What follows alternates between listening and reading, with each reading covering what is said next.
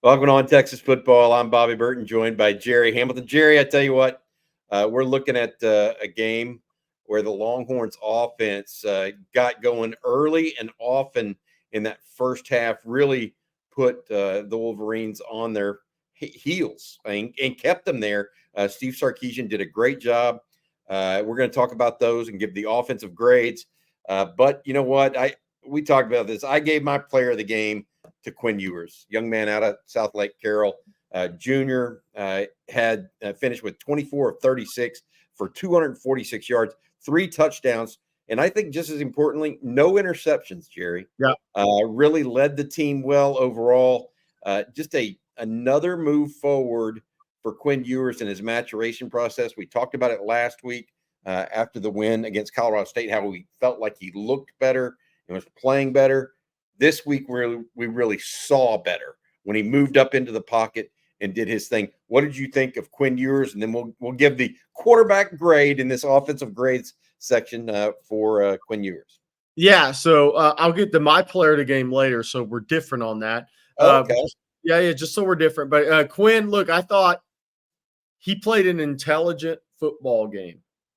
And when you're on the road and you're playing against a good defense, then everybody's now going to be saying, "Oh, Michigan's not a very good team. Offensively, they got issues. Defensively, they're so good." Then maybe they implode as a team, but they're good on defense. They got several NFL players that are about to be drafted. But Quinn played an intelligent football game. The 2 knees he took in the red zone where the running back went the wrong way, he didn't try to do too much. Couple other plays where he threw the ball away, didn't force it, didn't try to do too much. One of the things Quinn has always done at times is try to do too much. He did it against Colorado State the first game. Instead of just taking a fall forward 2-yarder and taking the field goal, he tried to get the ball out of his hand. It was tipped and intercepted. Year 3 in the system, it takes time in Sark's system. They're on the same page. And when Quinn plays very intelligent football, doesn't try to do too much, Sark handed him the ball, yes, but he still didn't try to do too much with it. He didn't try to force action. He took what the defense gave him. He trusted Sark. They trust each other. He trusted Gunnar Helm. He trusted Matthew Golden, and he put trust in his offensive line. I give Quinn, I know we're about to hand out the grades, but I'll go ahead and give Quinn an A+. Yeah, I don't have any problem with the grade of an A+. Jerry, my take on Quinn is you mentioned a great point. Like, he rolled right one time. It was a 3rd and goal, and instead of trying to force something, he just threw it into the dirt. Didn't even throw it out of bounds. Just threw it into the dirt in front of the receiver. I thought that was a terrific play, a heady play. To your point, the bigger piece, though, Jerry, for me, okay, is the way he commanded the team. Okay, this is the 2nd year in a row he's went on the road and looked like an NFL caliber quarterback and took the team and actually made some plays. I give him an A+ as well. Tremendous output from the young man.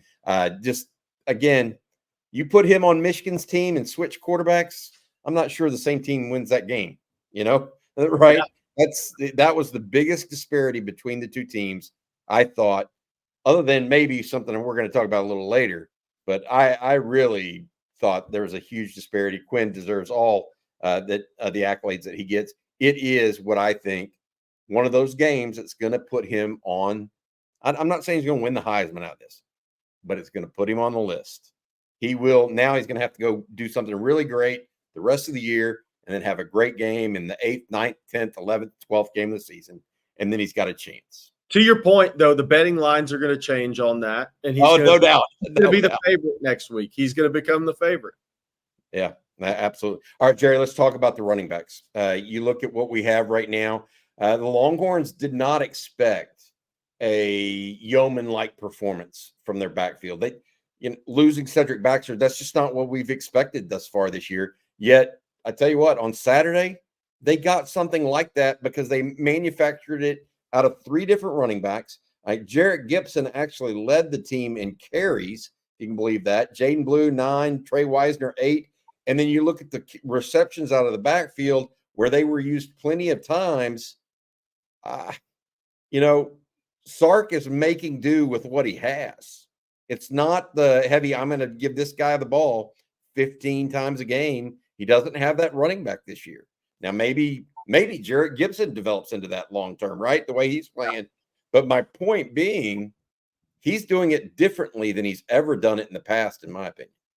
Yeah, no doubt. And look, I will say this. So Texas rushed it 27 times for 88 yards from the running back position. They had 8 receptions for 56. So they had 35 touches for 144 yards and 2 touchdowns.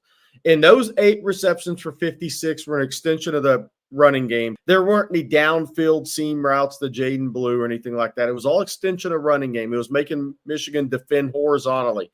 So they essentially had 35 runs for 144 yards with 2 touchdowns. If I told you that a week ago, we'd have all taken it, no questions asked, and moved on. That is a really strong game from Texas at the running back position. Again, against the defense, who's a legitimate top 10 defense in the country, unless they implode this year. I'll throw out my grade. I'm giving the running backs an A+, because again, 144 yards combined between the 3 backs and 2 touchdowns on the road at Michigan. I mean, how do you give them anything but that? I mean, Jaden Blue had a couple of slip and falls. I think his knee or ankle was given out more after the hit he took. But I thought the running backs performed really, really well in this game. They answered the call physically. They made the plays where they had to in the passing game. They maximized a couple of those catch and runs. But again, if we were talking all week before this game, if I said 144 total yards and 2 touchdowns, with it being an extension of the running game, we'd have taken it and walked away on Monday. I could not agree more. So I'm going to give them an A, because they didn't have necessarily those scintillating plays. Although Jaden Blue's touchdown catch was pretty great. Jarrett Gibson set up the block really well on his touchdown run. Maybe, I'm going to go with an A. I'm going to go with an A, because I didn't think they ran between the tackles great. They made some effective runs, but not great runs. But better than I expected. And the way Sark is utilizing them right now, so much different. What about the wideouts, Jerry? What did you think there? Because I look at it and we didn't see a lot of big time plays. We saw some good plays. Isaiah Bond's catch on the first 3rd and 13 was really good, but the catches Matthew Golden looked good in the red zone and a couple other plays, but it wasn't like they were they were Yes. I think it was the way that Sark attacked Michigan, the way Michigan, what they gave up defensively. I think they're respecting the speed of Texas. And look at what did the Texas receivers have in this game? I mean, Golden had 6 for 41, Bond had 3 for 51. They had 9 for 92. That was it for the wide receivers. DeAndre Moore arguably had a touchdown taken away by an iffy holding call. I thought they blocked well on the perimeter. I thought they were physical, did what they were asked. Ryan Wingo, 55-yard run on the reverse. Got to factor that in, right? Made the most of that opportunity. I think you got to give them a solid A-, because I think they did their job. And we didn't see any blown routes, maybe one miscommunication with Bond and Quinn once, but no blown routes that led to an interception. Silas Bolden showed his speed. I just think Texas' speed is getting so much respect right now from the opponents that it's really opening other things up for Texas. And it's all playing into Sark's hands, Bobby, because as the running backs continue to be productive and the tight end position continues to be productive, somebody's going to have to change and take more risks. And when they do, the wideouts are going to have big games. I'll give you this too. Two games so far, Jerry. No drops from the receivers. Yeah. That's pretty solid. That's pretty solid as well, if you really think about it. I'll give them an A- myself. Again, I thought they were solid when called upon. Did not make a lot of big plays, but I really that catch by Isaiah Bond was a tone setter. Yep. I think that the run by Ryan Wingo was like, okay, this game's in the bag. There were a number of different pieces to that. Matthew Golden's catch and route really, and then catch along the sideline to end the first half was a dagger. Just a good all around performance. Now, let's go to tight end. Surprise of the game for me, unquestionably, Gunnar Helm. What a great performance for the young man out of the Denver area. Just really had probably his best game as a Longhorn by far, in my opinion. He led the team in receptions, almost had a 100-yard day. Jerry went 7 for 98 with 1 touchdown.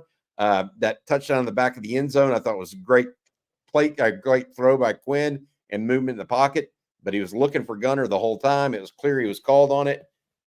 I mean, what do you say? I mean, they're producing. We thought it would be our Amari Niblack maybe in this game, but it was Gunnar Helm that stepped up. I'm going A+ with Gunnar Helm because he's making players miss. He's got yards after the catch. I believe he had 45 after the catch. He's maximizing opportunities. So if you're maximizing opportunities in the passing game at the tight end position, you're either moving the chains or with the occasional explosive play. And that's what he's given Texas right now. And here's the other reason he gets an A+. Quinn trusts him 100%. And if you can trust your tight end 100% to be where you need him to be, especially under duress or especially on third downs, that guy gets an A+ all day long for me. Fair enough. I wouldn't think about giving him anything other than A+. I will add this. I'm also giving the tight ends as a grade an A+ because I saw Juan Davis lay a block when they had that inverted wishbone. Yeah, with I think it was Jarrett Gibson in the back of it. Juan Davis took on a defensive end and knocked him back, and gave some room to him. To Jarrett Gibson. I thought it was just a good all-around performance. Let's go to the next one because maybe the difference in the game, we talked about Quinn Ewers, we talked about some other possibilities, but man, hats off to the Texas offensive line. There is no doubt in my mind this is the singular group, and Rod Baber said it on the post game. You heard him. We were all talking about it. It is Tony Hill's mentioned it too. That is the singular group, Jerry, that has changed so much from when Steve Sarkisian got to Austin to today. Texas had decent quarterback play with Sam Ehlinger. Yeah. They had adequate offensive line play at times. They haven't had anything like this offensive line. I mean, Jake Majors got out and pulled on a touchdown run. Yeah. Kelvin Banks, you were worried all week, Jerry, about Josiah Stewart getting some pass rush, right? Whether it be a Cam Williams or him, and you worried about communication. Dude, the offensive line came with it on Saturday. Yeah. They legitimately came with it and neutralized, at the very least, I think is a fair way to put it, a Michigan defensive front that many think is the best in the country. I'm not saying they killed them, but they neutralized. I am. Okay, I am. Go for it. I am. Look, so Kyle Flood would hate it if he saw this. And I know Cam Williams had the hole and the nervous false starts. I'm going to give the offensive line a perfect grade in this game. And here's the reason why. Quinn Ewers was not sacked in the game. Texas scored 31 at Michigan. Sark shut it down on offense. He had the ability to shut it down. They ran the ball effectively enough. 27 carries for 88 yards. It doesn't look great in the box score, but it's going to end up being a really good number against Michigan. Michigan gave up 9 yards to Fresno last week. They still have really good players. Texas went on the road. Jake Majors had great communication. The quarterback wasn't sacked against Michigan yesterday. Not at all. Quinn had time. We said all week, if Quinn has time, it's first down run defense. On offense, it's pass protection. If Quinn had time, Texas was going to be able to make plays in the passing game. And that's exactly what happened. 279 yards in the first half, Bobby? Is that what it was? Yep. 279 to 88. I mean, I know Kyle Flood will have it different. These guys are worked to a perfection standard here. But for us talking about this game and what had to happen for Texas to have a decisive victory, the offensive line did it. And they did it even though Cam Williams had a couple of nervous moments early in the game. I mean, a questionable holding call us at 7 more points on the board. I'm giving him a perfect grade. I think it's fine. I gave him an A in my list. Cam Williams did have, I think, 3 false starts, the hold, but he settled down in the second half. Best right side run blocking Texas has had in many years. Yeah, 2 decades. no question. Cole Hudson played a lot, by the way, in this game. Filled in a lot for DJ Campbell. DJ Campbell, it looked like, had a good game, particularly in run blocking. But I'm here to tell you, Texas got after him a little bit on the offensive line. I can understand why you gave him the perfect grade. Altogether, though, let's talk about the offense as a whole. Yeah. And as we do that, I want to give somebody else a grade. Steve Sarkisian. Yeah. I mean, what a great game from a play caller's perspective.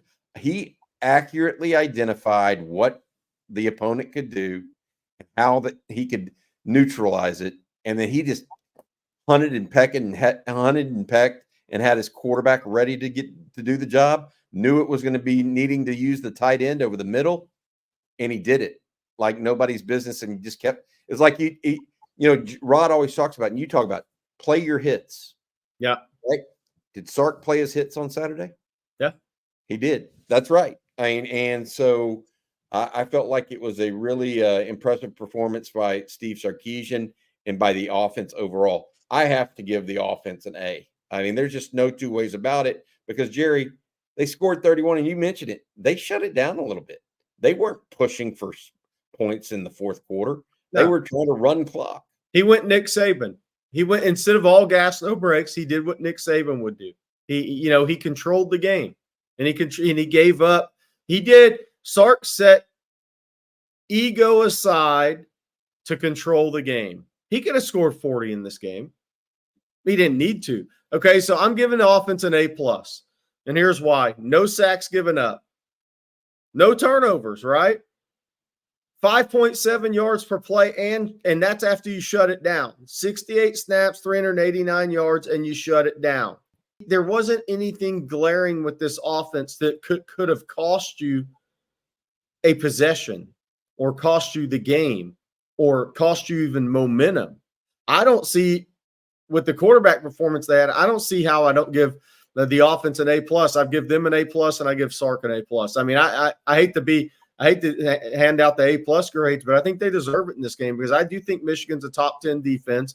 They hadn't lost at home in 23 games. I don't care what anybody says about their offensive struggles. They still haven't lost in 23 games. Michigan didn't run out from under the tunnel with 111,000 people there thinking they were going to get their ass kicked. I love it, Jerry. I love it. All right. So I gave him an A, 8A+. I don't care. Yeah. I mean, you're arguing over nits at that point. One other thing I would say about Sark, and just a categorical difference from a year ago.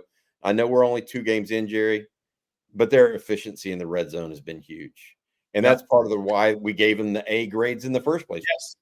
Quinn fit the ball better in the red zone, did he not? That's he fit the ball better decisions, throwing to Jaden Blue.